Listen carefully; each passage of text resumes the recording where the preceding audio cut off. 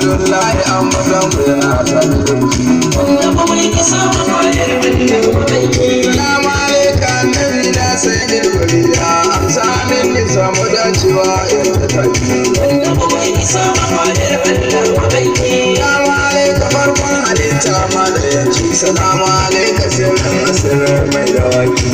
Wanda bai isa ba fadar Allah mabaiki. Annabi zartatacce ya shugaban ma'aika. Gane ka zo a farko a ƙarshe ka zo da aiki.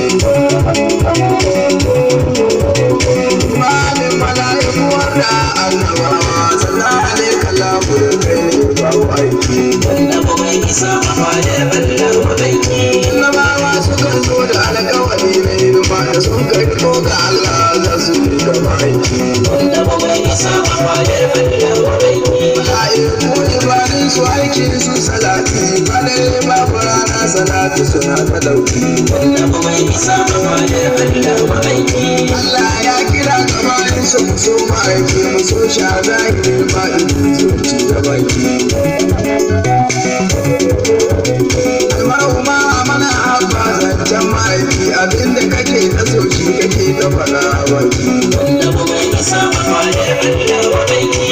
Ne annabi nake so kuma shi na zaɓa wallahi annabi maso dan ka ba shi gobe. Wanda bai isa ba fadar Allah mabaiki. Soyayya ta kan bani kashi da zumunci ta da in yi kwana balle da kashi mafarki. Wanda bai isa ba fadar Allah mabaiki. Ina son yi duka mafi kyawun ɗabi'a jahilci ya kana annabi ba da ɗauki. Wanda bai isa ba fadar Allah mabaiki.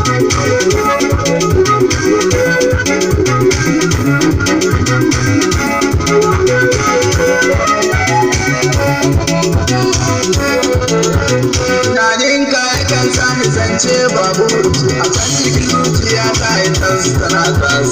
Wanda bai isa ba fadar Allah mabaiki. Yawanka ya wuce hankalinmu da ma tunani matsayinka ya gani wanda masu faɗa a baki. Wanda bai isa ba fadar Allah mabaiki. Na fata na daga faɗa an bayyana ni faɗar Allah da ya ce hadisi na ma'aiki.